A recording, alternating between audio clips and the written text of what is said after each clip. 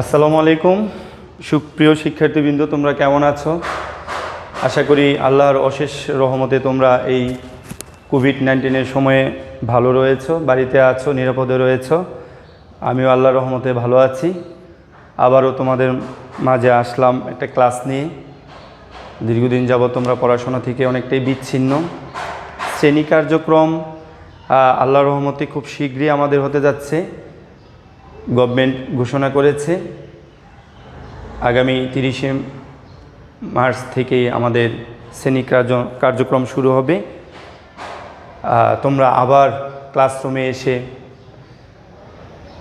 পড়াশোনা শিখতে পারবে, আমাদের সাথে আবার একটা সুন্দর যোগাযোগ তৈরি হবে, সেই আশাবাদ ব্যক্ত করছি।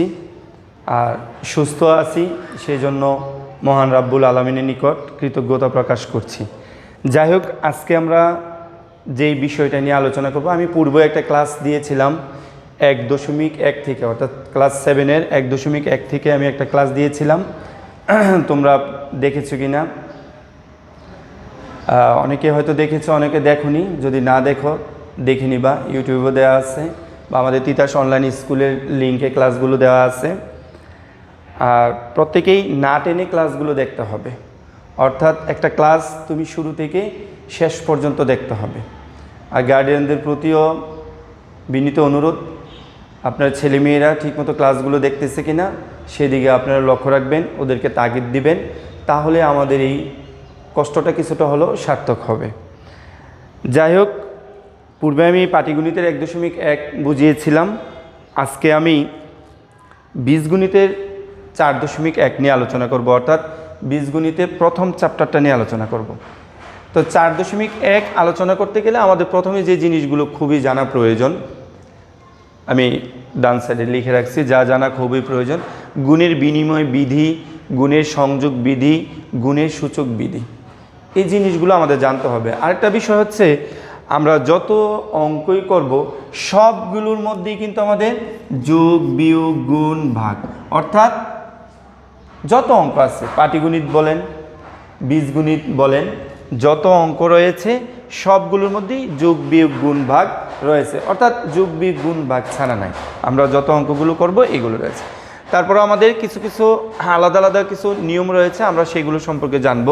যেমন আমাদের গুণের বিনিময় বিধি, আমাদের বোর্ড বইটা যদি তোমরা একটু অনুসরণ করো তাহলে আরও সুন্দরভাবে ক্লিয়ার হতে পারবে, বা ক্লাসও দেখলে প্লাস বোর্ড বইটা দেখলে মিলিয়ে আল্লাহর রহমতে তোমাদের জন্য এই চ্যাপ্টারটা অনেক সহজ হয়ে যাবে। গুণের বিনিময় বিধি এটা কি?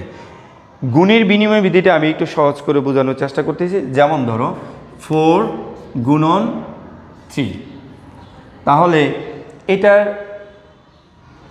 রেজাল্টটা কত আসবে? 3 4 12। আবার আমি যদি এটা যদি এই পাশে নিয়ে আসি, এটা যদি এই পাশে নিয়ে যাই, যেমন ধরো 3 × 4 সমান কত? 12। অর্থাৎ গুণের বিধি, অর্থাৎ গুণের বিনিময় বিধি বলতে যেটা বোঝায়, অর্থাৎ 4 × 3 অর্থাৎ 4 × 3, আবার দেখেন 3 × 4, এটাই হচ্ছে আমাদের যা গুণের বিনিময় বিধি। এই জায়গাটা হচ্ছে আমাদের গুণের বিনিময় বিধি। যদি আমরা আরেকটু বড় করে বলি, যদি আমরা এটাকে যেমন প্রথমে আমরা লিখেছিলাম 4 × 3, তাহলে আমরা যদি একটু চলকের মধ্যে নিয়ে যদি আমরা একটু বোঝানোর চেষ্টা করি, যেমন এটা হচ্ছে এ, এটা হচ্ছে বি, তাহলে গুণের বিনিময় বিধিটা কি হবে? তাহলে a × b। আবার আরেকটা কি হবে? পরে আমরা মান বসিয়ে দিলে পেয়ে যাব। আরেকটা হবে, এটা হবে 1 নম্বর, 2 নম্বরটা কি হয়ে যাবে? b × a। এভাবে হবে আমাদের কি গুণের বিনিময় বিধি। আমরা যদি একটু বেশি একটু ডিটেলস যদি বলি, যে a ও b যে কোনো দুইটি বীজগণিতীয় রাশি হলে a ও b সমান b × a, অর্থাৎ গুণ্য ও গুণকের, একটু ক্লিয়ারলিভাবে বুঝুন, গুণ্য ও গুণকের স্থান বিনিময় করলে গুণফলের কোনো পরিবর্তন হবে না। গুণ্য এবং গুণকের স্থান পরিবর্তন করলে আমাদের কি হবে না? আমাদের মানের পরিবর্তন হবে না। এটাকেই বলা হয় গুণের বিনিময় বিধি। সহজ করে জানবেন, 4 × 3, তাহলে আমরা যেটা বললাম পূর্বেই বলেছি, তাহলে 4 × 3 হলো 12, আবার 3 × 4 হচ্ছে 12, অর্থাৎ একই ফল দিবে, একই রেজাল্ট হবে শুধু সাইডটা চেঞ্জ হয়ে যাবে। এটা হচ্ছে আমাদের গুণের বিনিময় বিধি। আশা করি তোমরা বুঝতে পেরেছ। এবার আসো যে গুণের সংযোগ বিধি। গুণের সংযোগ বিধিটা আমরা একটু বোঝানোর চেষ্টা করি। 2 নম্বর গুণের সংযোগ বিধি। যেমন আমি প্রথমেই রাশি দিয়ে চলে যাই, যেমন এ বি সি। যেমন ধরেন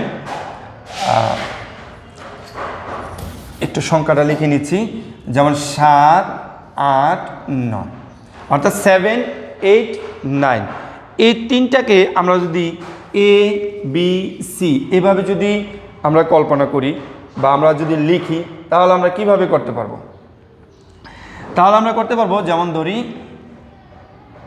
এ ইন্টু বি, প্রথমে আমরা দেবো এটা এ ইন্টু বি ইন্টু সি, এটা একটা। আরেকটা দিতে পারবো এ গুণন বা ইন্টু বি ইন্টু সি। আচ্ছা, এখন আমরা যদি মান বসাই তাহলে কিভাবে হয়ে যাবে? যেমন এ সমান আমরা ধরেছি কত 7, তো লিখলাম আমরা 7 ইন্টু বি সমান কত 8 দিলাম, তারপরে ইন্টু দিলাম সি সমান কত 9। দেখেন সমান সমান কত হবে?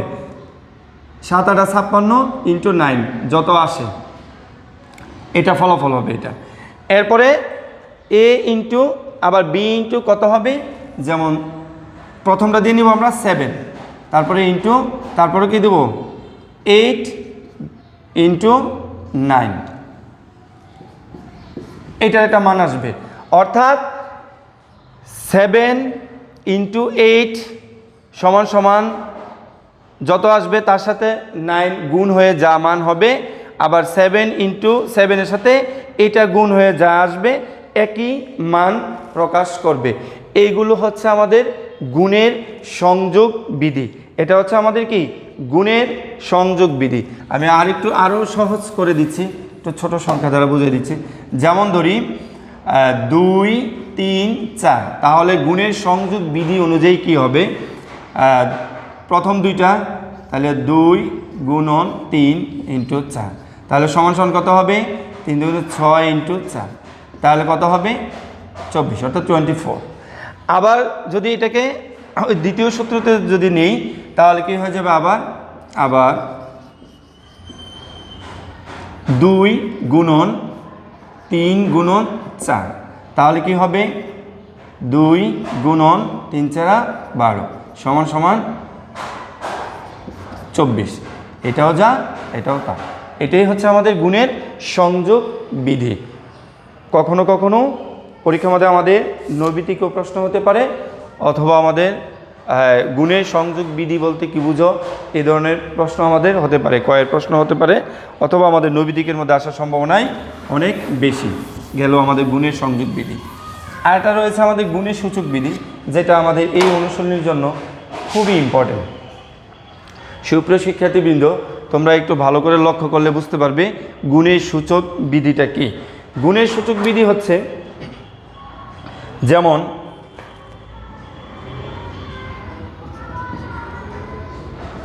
a to the power m into a to the power n। এটা আমরা কিভাবে করব? a to the power m into a to the power n, আমরা এই দুইটা a থেকে গুণের সূচক বিধি অনুযায়ী একটা a নেব। এই mটাও পাওয়ার, এটাও nটাও পাওয়ার। গুণের সময় পাওয়ারগুলো যোগ হবে, এটা মনে রাখতে হবে। গুণের সময় পাওয়ারগুলো যোগ হবে, তাহলে m যোগ কি হবে? n হবে। m যোগ n। এবার আমি একটা উদাহরণের মাধ্যমে বুঝাই।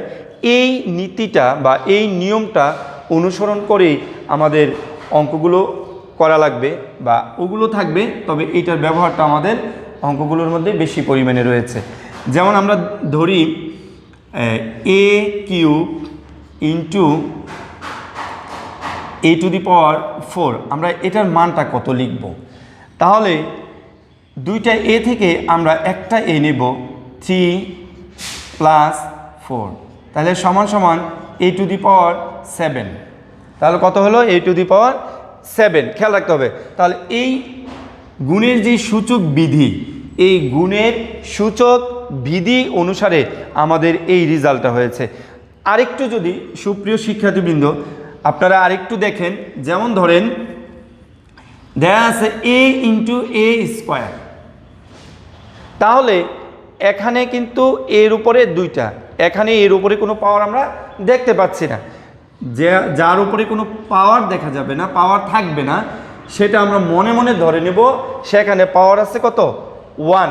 তাহলে আমরা এই দুইটা এ থেকে আমরা একটা এ নিয়ে নিলাম, দুইটা এ থেকে একটা এ নিয়ে নিলাম, এখানে আছে 1, তাহলে লিখলাম 1 প্লাস গুণের সময় পাওয়ার যোগ, সব সময় খেয়াল রাখবেন গুণের সময় পাওয়ার যোগ, তাহলে 1 প্লাস এখানে আছে কত 2, লিখে দিলাম 2, তাহলে এটার উত্তরটা হবে কত a কিউব, অর্থাৎ এর পাওয়ার হচ্ছে 3, অর্থাৎ আমরা এটা বলবো a কিউব। তাহলে আমরা দেখতে পাচ্ছেন যে গুণের সূচক বিধি অনুসারে আমাদের যে কাজগুলো করতে হবে এটা খুবই ইম্পর্টেন্ট। আমরা এখন অনুশীলনীতে চলে যাব কিভাবে আমাদের অঙ্কগুলো করতে হবে। দেখি প্রথম অঙ্কটাতে দেয়া আছে নাম্বার 1,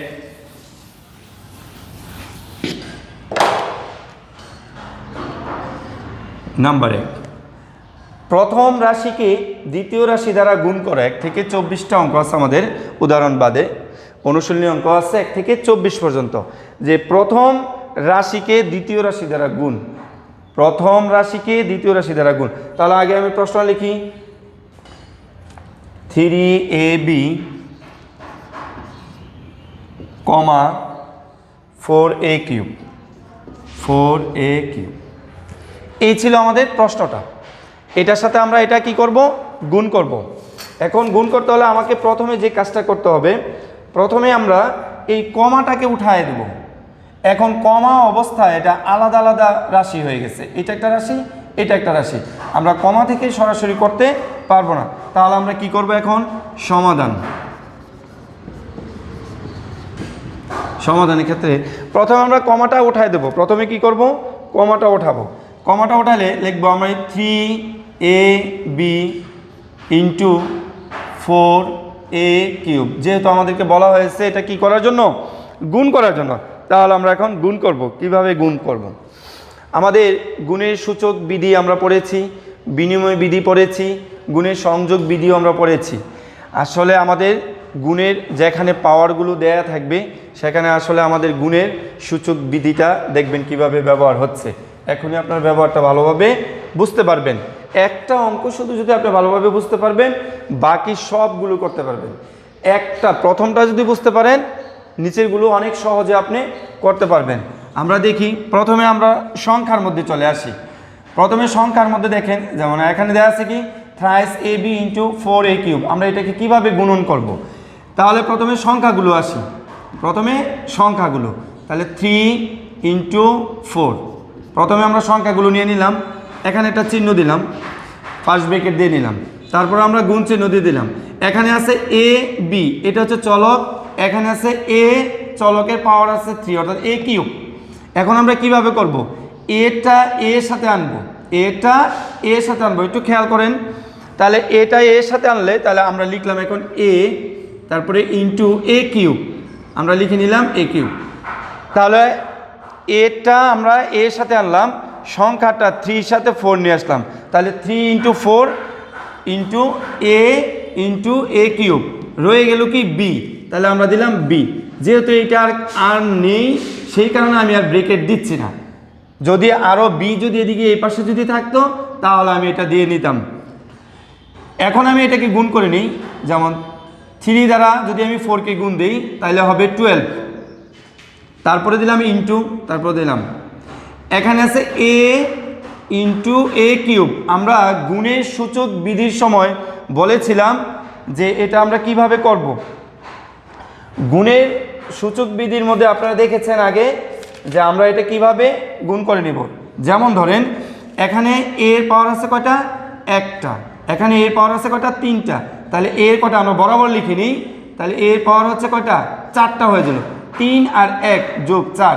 আবার যদি আলাদা আলাদা 1 যোগ 3 যদি আমি আবার আলাদা এইভাবে দেখাই যে এ 1 প্লাস 3, তাহলে a টু দি পাওয়ার 4, আমরা আর ওইভাবে না দেখিয়ে তাহলে আবার একটা লাইন বেড়ে যাবে। আমরা একটু সহজ করে দিব যে a এর পাওয়ার আছে 1, a এর পাওয়ার আছে 3, তাহলে 3 আর 1 আমরা দুইটা যোগ দিলে হয়ে যাবে কি a to the power 4 into b। এবার আমি রেজাল্টটা লিখে নিব একসাথে করে 12 a to the power 4 b। এটাই হচ্ছে আমাদের আনসার। সুপ্রিয় শিক্ষার্থীবৃন্দ, প্রত্যেকে একটু খেয়াল করলে দেখতে পারবেন আমি কিভাবে, আমি আরেকবার বলে দিচ্ছি। 3, 4 এই দুইটাকে আমি আলাদা করে নিয়েছি, সংখ্যা যেগুলো আছে এগুলোকে আলাদা করে নিয়েছি, আর সহগ যেগুলো আছে সেগুলোকে আমি আলাদা করে নিয়েছি। আবার যার সাথে যার মিল রয়েছে সেভাবে নিয়েছি। 3, 4 আমি আলাদা করে নিয়ে আসলাম, a এর সাথে আমি এটাকে নিয়ে আসলাম a ইন্টু a কিউব। তারপর রয়েছে কি b এখানে নাই আলাদা, আমি আবার bটাকে নিয়ে নিলাম। এখন এটা গুণ দিয়ে দিলাম 12 ইন্টু, আমি পূর্বেই আপনাদের সাথে আলোচনা করেছি যে গুণের সূচক বিধি অনুযায়ী কিভাবে হবে। এর পাওয়ার রয়েছে 1, এর পাওয়ার রয়েছে 3, তাহলে 3 আর 1 যদি আমরা যোগ দিই তাহলে এর পাওয়ার হয়ে যাবে 4 ইন্টু b। পুরাটা আমরা একই লাইনে লিখে নিলে তাহলে 12 অর্থাৎ 12 a to the power 4 b, এটাই অ্যান্সার।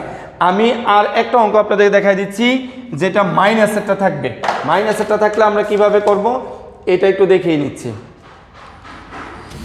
তাহলে এটা পারলে নিচেরগুলো পারা যাবে। আর আমি মাইনাসটা একটু দেখাই দিচ্ছি, একই নিয়ম, শুধু চিহ্নগুলো একটু পরিবর্তন হবে। Number 4 8a square b, 8a square b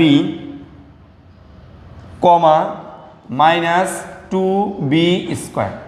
এটা প্রথমেই আমরা শুরুতে আমরা কি করব, শুরুতে কমাটাকে উঠাই দেব, তাহলে 8a স্কোয়ার b গুণন মাইনাস 2b স্কোয়ার। এটা এরপরে আনবো আমরা সংখ্যা, এরপর আমরা সংখ্যাটা নিয়ে আসবো। তাহলে 8 সংখ্যাগুলো কি আছে, এখানে আছে 8, এটা আছে প্লাসে 8 আর মাইনাস 2, এটা আছে এই চিহ্নর কারণে এটা হচ্ছে মাইনাস 2, অর্থাৎ এই মাইনাসটা 2 এর সাথে আমরা এভাবে আলাদা করে নিয়ে আসবো। তাহলে কি হবে 8 ইন্টু মাইনাস 2, আমরা এটাকে ব্রেকেট দিয়ে নিলাম, তারপরে আবার চিহ্ন দিলাম a স্কোয়ার, এখানে a নাই যার কারণে আমরা এটাকে এভাবে দিয়ে রাখলাম। তারপরে আবার গুণন চিহ্ন দিলাম, এখানে আছে b, এখানে আছে b স্কোয়ার, আমরা দিয়ে নিই b ইন্টু b স্কোয়ার। এখন আমি দেখেন চিহ্নগুলো কিভাবে এখন আমি করব। এটা গুণের সময় এখানে দেখেন 8-এর আগে কোনো চিহ্ন নাই, তার মানে এখানে বুঝতে হবে এটা প্লাস। তাহলে প্লাসে মাইনাসে গুণ করলে আমরা একটু দেখিয়ে নিচ্ছি, প্লাসে মাইনাসে মাইনাস, মাইনাসে মাইনাসে প্লাস, প্লাসে প্লাসে প্লাস, এইটা একটু আমাদের জানতে হবে। প্লাসে মাইনাসে মাইনাস, মাইনাসে মাইনাসে প্লাস, প্লাসে প্লাসে প্লাস, এটা আমাদের একটু জানতে হবে। তাহলে এটার আগে যেহেতু প্লাস চিহ্ন রয়েছে, প্লাসে মাইনাসে মাইনাস, 8 দুগুণে 16 লিখলাম আমরা 16, তারপরে গুণন চিহ্ন, তারপরে হচ্ছে a স্কোয়ার দিয়ে দিলাম a স্কোয়ার, তারপরে ইন্টু এখানে আছে b, এখানে আছে b স্কোয়ার। ওই গুণের সূচক বিধি অনুসারে b এর উপরে পাওয়ার 1 আছে, তাহলে দুইটা b থেকে একটা b, দুইটা b থেকে একটা b, পাওয়ার 1 আছে, 1 আর 2 যোগ করলে হবে 3। আশা করি বুঝতে পেরেছেন, 2 আর 1 যোগ করলে হয়ে যাবে আমাদের 3। এখন যেটা করতে হবে দেখেন, মাইনাস চিহ্ন দিলাম মাইনাস, তারপর আছে কত 16 সংখ্যাটা দিয়ে দিলাম, তারপর আছে a স্কোয়ার দিয়ে দিলাম, তারপর আছে b কিউব দিয়ে দিলাম। এটাই আমাদের আনসার। অর্থাৎ মাইনাসের সময় হলে কি হবে, আবার যদি এরকম হতো দুইটার পাশেই মাইনাস চিহ্ন আছে, তাহলে আমাদের দুইটার পাশে মাইনাস চিহ্ন হলে আমাদের কি হবে, মাইনাসে মাইনাসে প্লাস হয়ে যাবে। আবার একটার সামনে মাইনাস চিহ্ন আছে, তাহলে প্লাসে মাইনাসে মাইনাস, দুইটার সামনে প্লাস আছে, দুইটার সামনে প্লাস তেমন থাকে না, আর থাকলে তো আর ওই চিহ্ন দিবে না, দুইটার সামনে প্লাস চিহ্ন হলে এমনিতে আলাদাভাবেই রাখা হবে কোনো চিহ্ন ব্যতীত, তাহলে এইগুলো এই দুইটাই বেশিরভাগ থাকে। তাহলে আমরা এই গেল আমাদের মাইনাসের। এইভাবে তোমরা যদি দেখেন, আপনারা যদি এই ক্লাসটা যদি মনোযোগ সহকারে যদি দেখতে পারেন, আশা করি গুণের অঙ্কগুলো অনেকটাই সহজ হবে। আরও কিছু গুণের অঙ্ক রয়েছে, আমরা যেমন ওই গুণের অঙ্কগুলো আরেকটা ক্লাসে আমরা ও গুণের বন্টন বিধি অনুসারেও ওইটা করতে হবে, ওই ক্লাসটা আমরা আগামী ক্লাসে ইনশাল্লাহ আমরা আলোচনা করব। আর আজকে আমি যা বুঝালাম আপনারা পুরো ক্লাসটা না টেনে সুন্দরভাবে ক্লাসটা যথাযথভাবে দেখার চেষ্টা করবেন, তাহলে আশা করি এই 4.1 থেকে যে গুণ অঙ্ক আমাদের পরীক্ষার মধ্যে আসবে ইনশাল্লাহ আমরা যথাযথভাবে আমরা অ্যান্সার করতে পারবো। এটা এই বলে আমি আমার আজকের ক্লাসটা শেষ করছি। পরবর্তী আবার আমি এই ক্লাসটা আমি আবারও নিয়ে আসব। কারো যদি কোনো সমস্যা থাকে আমাদের সাথে যোগাযোগ করবেন বা ইনবক্সে মেসেজ দিবেন, আমরা একটু পরে ক্লাসটা আপলোড করে দেব, তখন মেসেজের মাধ্যমে আপনারা যোগাযোগ করতে পারবেন। সবার সুস্বাস্থ্য কামনা করে আজকের মতো শেষ করছি। আল্লাহ হাফেজ, আসসালামু আলাইকুম।